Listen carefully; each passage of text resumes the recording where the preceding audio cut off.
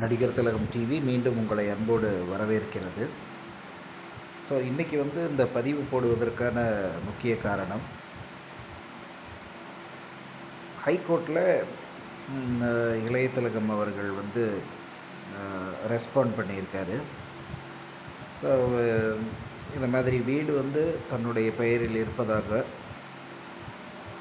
So அதனால் கேஸை எதுக்கு இந்த வீடு ஜப்தி பண்ணுற அந்த உத்தரவை ஜப்தி பண்ண போட்டிருக்கிற அந்த இதை திருப்பி வாபஸ் பெறணும் அப்படின்னு சொல்லிட்டு, ஸோ அதற்கு ஜட்ஜ் என்ன கேட்டிருக்காரு அப்படின்னா,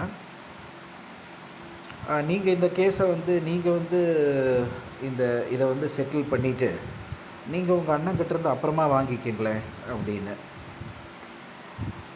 இது நகைப்புக்குரிய ஒரு கேள்வி.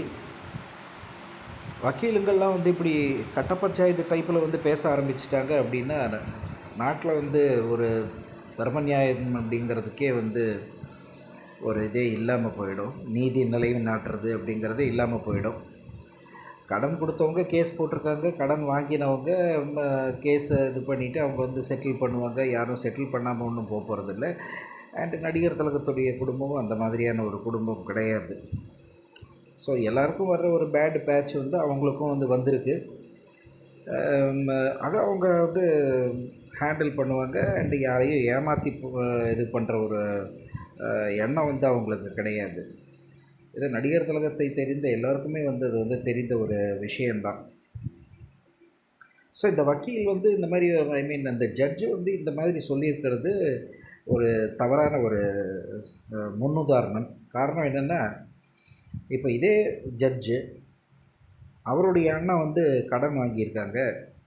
அவங்க அண்ணா வீட்டை யாராவது அதாவது அவங்க அண்ணன் தங்கி இருக்கிற இவரோட வீட்டை யாராவது ஜப்தி பண்ணுறதுக்கு வந்தாங்க அப்படின்னா, இவர் அதை செட்டில் பண்ணுவாரா இவங்க அண்ணனுடைய கடனை? யார் கடன் வாங்கினாங்களோ அவங்க தானே செட்டில் பண்ணணும். அண்ட் அவங்க செட்டில் பண்ண முடியாதுன்னு சொல்லலை. ஸோ டைம் கொஞ்சம் எக்ஸ்டெண்ட் பண்ணுறாங்க. அண்டு மேபி அது காலம் கடந்திருக்கு. அதில் எந்த ஒரு இதுவும் இல்லையே, ஏமாத்துறதுக்காக நாங்கள் கொடுக்க மாட்டோன்னோ அந்த மாதிரியெல்லாம் அவங்க சொன்னதாக இது வரைக்கும் வரல. ஸோ அப்படி இருக்கும்பொழுது இந்த ஜட்ஜு இந்த மாதிரியான கேட்டிருக்கிற ஒரு கேள்வி மிகவும் அபத்தமான ஒரு கேள்வி. நீங்கள் செட்டில் பண்ணுங்கள், அப்புறம் அவர்கிட்ட வாங்கிக்கிங்கன்னு சொல்கிறது என்ன ஒரு என்ன நினச்சிட்ருக்காரு அவர் அந்த ஜட்ஜுன்னு தான் தெரியல. அண்டு இதுக்கு சட்டத்தில் என்ன இடம் இருக்குது? கடன் கொடுத்தவங்க ப்ராப்பராக அதை பார்த்து கொடுத்துருக்கணும். ஸோ இன்னொன்று, என்ன இன்ட்ரெஸ்ட்டுக்கு கொடுத்தாங்க அப்படிங்கிறது இந்த நீதிபதி முதல்ல அதை கேட்கணும்.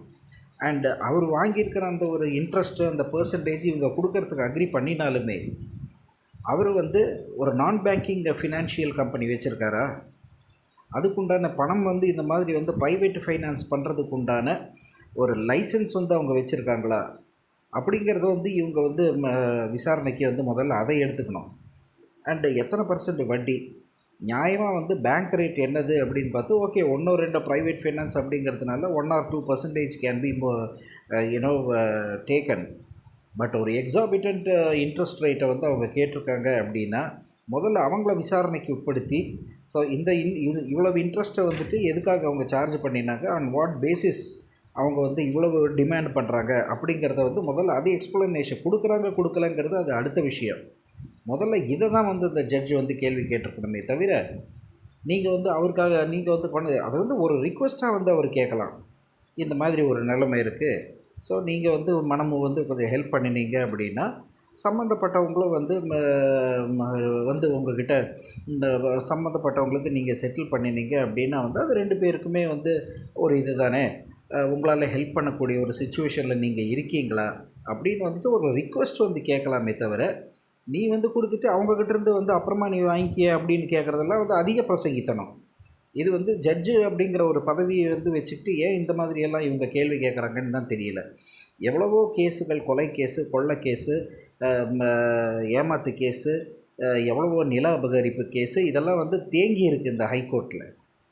இதையெல்லாம் இதே ஒரு மும்முரத்தை காட்டிட்டு இதையெல்லாம் முதல்ல கேஸை சால்வ் பண்ணியிருக்கிற இன்ட்ரெஸ்ட்டு காட்டியிருக்காங்களா? இதையெல்லாம் வந்துட்டு கேள்வி வந்து எல்லாருமே வந்து தாராளமாக கேட்கலாம். ஆனால் யாரும் வந்து அதை கேட்கறதில்ல. காரணம் என்ன அப்படின்னா, அவங்கவங்களுக்கு அவங்கவங்க வேலை வந்து கரெக்டாக இருக்குது, டைட்டாக இருக்குது.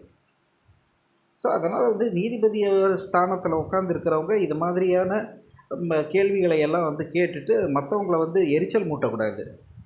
உண்மையிலேயே அமிக்கபுளாக இதை வந்து சால்வ் பண்ணணும்னு நினச்சிங்க அப்படின்னா, நீங்கள் ஒரு சொல்யூஷன் கொடுங்க. 2 பேரும் உட்காந்து அவரையும் கூப்பிட்டுட்டு 2 பேரும் உட்காந்து பேசுங்க. என்ன வந்து உங்களால் வந்து செட்டில் பண்ண முடியும்? எப்போ செட்டில் பண்ண முடியும்? என்ன டைம் ஃப்ரேமில் செட்டில் பண்ண முடியும்? அப்படின்னு கேளுங்க. அது சொல்கிறத பேஸ் பண்ணி ஒரு எம்ஓயு அக்ரிமெண்ட்டை டிராஃப்ட் பண்ணுங்கள். அதன்படி வந்து நடக்கட்டும். அதை விட்டுட்டு நீங்கள் வந்து காசை கொடுங்க, அவங்கக்கிட்ட அப்புறமா நீங்கள் வாங்கிக்கிங்கன்னு சொல்கிறதெல்லாம் நீதிபதி வந்து ஸ்தானத்தை வந்து ஒரு அதிகார துஷ்பிரயோகம் பண்ணுறதுக்கு உண்டான ஒரு பேச்சு இதெல்லாம். And it is totally absurd. So இதை யார் செய்தாலும் இதுக்காகவே வந்து இருக்கானுங்க. இந்த இந்த ஒரு இது வந்தது, நியூஸ் வந்தது அப்படின்னா உடனே அந்த யூடியூப்பில் 1000 கமெண்ட் போட வேண்டியது. இவங்க வந்து இப்படி, அவங்க அப்படி அப்படின்னு. என்னமோ இவனுங்க வந்து அவங்க கூட வந்து இது பண்ண மாதிரி 1000 பேர் தப்பும் தவறுமா ஒரு கமெண்ட்டை போட வேண்டியது. ஸோ சிவாஜிக்கு எதிரானவர்களெல்லாம் இதை ஒரு சந்தர்ப்பமாக பயன்படுத்தி அவருடைய பெயரை களங்கப்படுத்த வேண்டியது. இப்படியே வந்து அலையிறானுங்க சில பொறுக்கிங்கெல்லாம். ஸோ அதனால் இதையெல்லாம் தவிர்த்துட்டு ஒழுங்காக வந்துட்டு ஒரு டெசிஷனை வந்து எடுங்க. இல்லைன்னா அமிக்கபுளாக சால்வ் பண்ணுறதுக்கு உண்டான ஒரு சொல்யூஷனை கொடுங்க. ஜட்ஜாக எடுத்துக்கிட்டு வந்துட்டு நீ கொடு, அதுக்கப்புறம் நீ அவங்ககிட்ட வாங்கிக்க நல்லா சொல்கிறதெல்லாம் வந்து அதிக பிரசங்கித்தனம். ஸோ இதெல்லாம் வந்து எந்த காலத்துலேயும் வந்து இதெல்லாம் ஒத்துக்க முடியாத ஒரு விஷயம். ஸோ இது வந்து என்னுடைய தனிப்பட்ட கருத்து தான். ஸோ ஆகையால் இது மாதிரியான ஒரு தவறான ஒரு முன்னுதாரணங்களை சட்டத்துறையில் இருப்பவர்கள் வந்து எடுத்துகிட்டு வரக்கூடாது அப்படிங்கிறது தான் என்னுடைய ஒரு விண்ணப்பம். நன்றி, வணக்கம்.